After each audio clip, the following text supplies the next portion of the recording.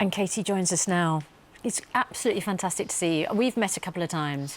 Do you know what, Katie? It wasn't until I read your book over the weekend that I really realised what you've been through and how you have managed to go from the depths of despair over what your future might have turned out to be to where you are now, a spokesperson and someone who brims with confidence, but also you want to be honest about you have your low moments as well, and it hasn't all been an uphill.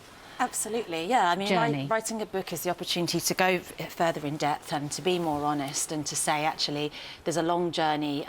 You know, success isn't a sort of destination, it's an ongoing thing, as confidence is. It's ups and downs. And, you know, there's dark times as well as the more fun times. Mm. When you feel like you don't have confidence, how limiting and restrictive is that? How do you overcome that? Well, I think there's a lot to be said of faking it till you make it, you know. So when you go to an interview and you're nervous, you're not going to tell the person that. You're going to be assertive, you're going to act like you're in control. And sometimes the more we take on this facade, we do become that character. I mean, there was a time when I didn't feel attractive and didn't feel assertive, and I just pretended it, and I've managed to trick someone into marrying me. I've got a baby, I've got a career. You know, you didn't trick anybody. One of the fantastic... You talk about your experiences dating after the attack. And a horrific time where someone asked you out in a dim, sort of dimly lit nightclub. You go out to dinner with him, and he turns up and basically abandons you on the date, where you wait half an hour after he's left the table, pretending that he's got to go and talk to someone, and it's clear he's not coming back. Yeah. I mean, those kind of experiences must have knocked your confidence, but you bounce back to meet the love of your life. I think it was choice, you know, choice of, am I going to let this sort of, you know, further put me down and kill me off, or am I going to rise above it and use it as experience? I mean, well, I like to see confidence as something that's not an exclusive club. You know, we envy people in this social media day and age and say, if I had a bit of what they had, or if I had their lifestyle, then I could be more confident, I could be more successful. We all have the same level. It's exactly like going to the gym. We all have muscles, but some of us work out harder and some people's muscles are more apparent.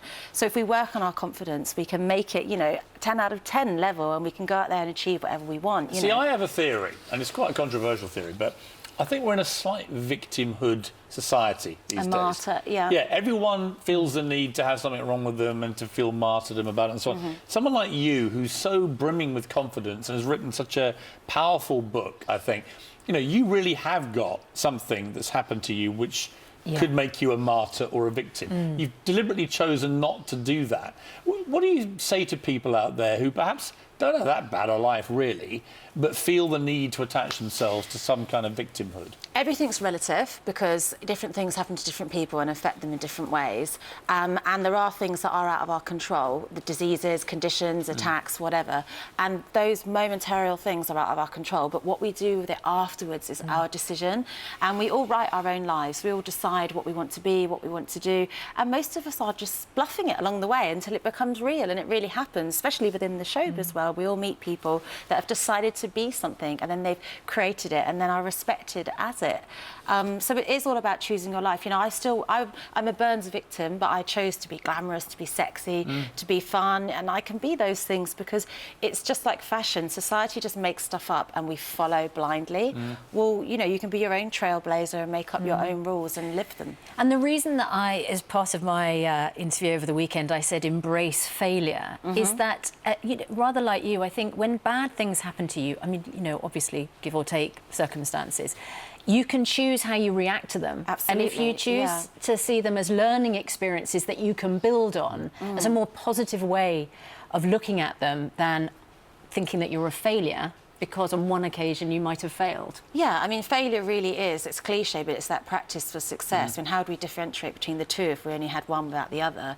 Sometimes life-changing things like losing your job, being fired, your partner breaking up with you can seem horrendous. Then it gives you that shove out of your comfort zone to better yourself and move forward. Totally agree. I mean, the point is, everyone has bad stuff happen to them, right? If you live long enough, bad stuff happens to you. It's how you let that define your life and how you let it dictate your mood and everything else. And I think the power of positive thought, everyone who works in a hospital will tell you, the power of positive thought with patients is a hugely real, yeah. underrated thing. That's that not a people can fluffy actually thing. decide whether they live or die Yes, through the yeah. power of their own Well, you positivity. think that got you through your recovery, don't you? I know some people find it quite American, and you know, this kind of positive thinking. I believe in it. Yeah, I really do. I think that's scientifically proven. You know, absolutely, and you feel it when you're around negative people, energy vampires. Yeah. You know, the book I interviewed. It's my first ever book out of the 5 where I've interviewed other people, people I've met through my documentaries, through my charity, and they talked about things that happened in their lives and how they'd overcome it. And it's not about they've hidden it and got rid of it.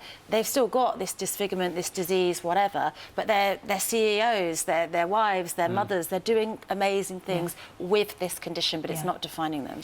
Katie, you are, well, you say it actually, because you've just read the book. Well, it is such an inspiring book because really the circumstances were all against you and you have absolutely thrived and you're an inspiration, Katie, you really are. Well, thank you. It's been because of public support, so I hope you'll use the book to become more confident. I need to read it. Keep I need it away more from confidence. Piers. I need to just look inside my inner self and feel better about myself. So thank you, Katie. I will to see take you. your inspiration and work harder on my confidence skills.